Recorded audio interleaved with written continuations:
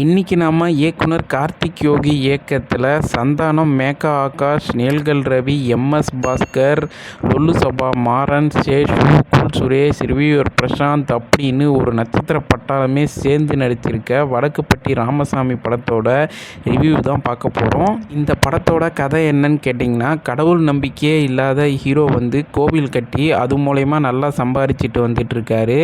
அப்போ ஊருக்கு வர ஒரு அரசு அதிகாரியால் ஊரில் 2 பிரிவினருக்கிடையே சண்டை வருது. அந்த சண்டையால் கோவிலை சீல் வச்சிடுறாங்க. அதுக்கப்புறமா ஹீரோ கோவிலை மீட்டாரா, அது மூலயமா சம்பாதிச்சாரா, இல்லை ஹீரோவுக்கு கடவுள் நம்பிக்கை வந்துச்சா அப்படின்றதான் மீதி கதை.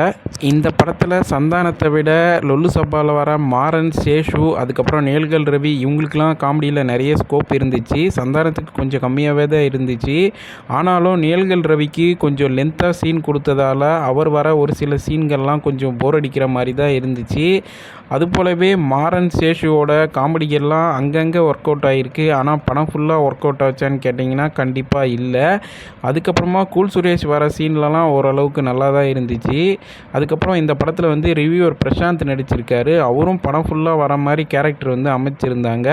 இருந்தாலும் அவர் நடிக்கிறதுக்காகவோ இல்லை காமெடியோ பெருசாக எந்த சீனுமே இல்லை. ஜஸ்ட்டு அவர் படம் ஃபுல்லாக ஒரே ஒரு முகபாவனையில் தான் வந்துட்டுருக்காரு. அதுக்கப்புறமா இந்த படத்தில் ஹீரோயினாக நடிச்சிருக்க மேகா ஆகாஷுக்கு வழக்கம் போல் பெருசாக சொல்லிக்கிற அளவுக்கு கேரக்டர் இல்லை. அதுக்கப்புறமா ஜேபீம் படத்தில் நடித்த தமிழ் தான் இந்த படத்தில் வில்லனாக நடிச்சிருக்காரு. அவருக்கும் கொஞ்சம் ஸ்ட்ராங்கான ரோல் எதுவுமே கிடையாது. அதுக்கப்புறம் டெக்னிக்கலாக பார்த்தீங்க அப்படின்னாலும் இந்த படத்தில் ஒரு 2 பாட்டு வரும். அந்த 2 பாட்டுமே இந்த படத்துக்கு சம்மந்தம் இல்லாத மாதிரி தான் இருக்கும். அவ்வளோவா படம் கூட ஓட்டல. பிஜிஎம்மும் பெருசாக இம்ப்ரெஸ் பண்ணுற மாதிரி எதுவும் இல்லை. ஆக மொத்தத்தில் இந்த படம் எப்படி இருக்குன்னு கேட்டிங்கன்னா, அடுத்து என்ன நடக்க போகுதுன்னு நம்ம ஈஸியாக கெஸ் பண்ணுற மாதிரி தான் இருந்துச்சு.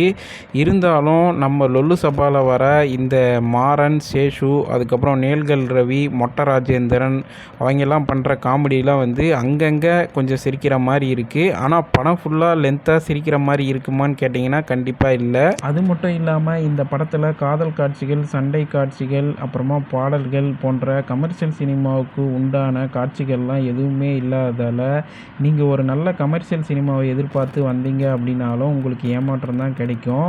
ஆக மொத்தத்தில் இந்த படம் ஒரு 2.5 மணி நேரம் எடுத்திருக்காங்க அப்படின்னா அதில் நான் 1 மணி நேரம் சிரித்தா போதும்பா, மற்ற 1.5 மணி நேரம் நான் சும்மா உட்காந்துருந்தா போதும் அப்படின்னு நினைக்கிறவங்க மட்டும் இந்த படத்துக்கு வந்தீங்கன்னா நல்லாயிருக்கும். மற்றபடி நீங்கள் ஒரு 2.5 மணி நேரமும் வயிறு குலுங்க குலுங்க சிரிக்கணும் அப்படின்னா இந்த படம் கண்டிப்பாக உங்களுக்கான படம் இல்லை.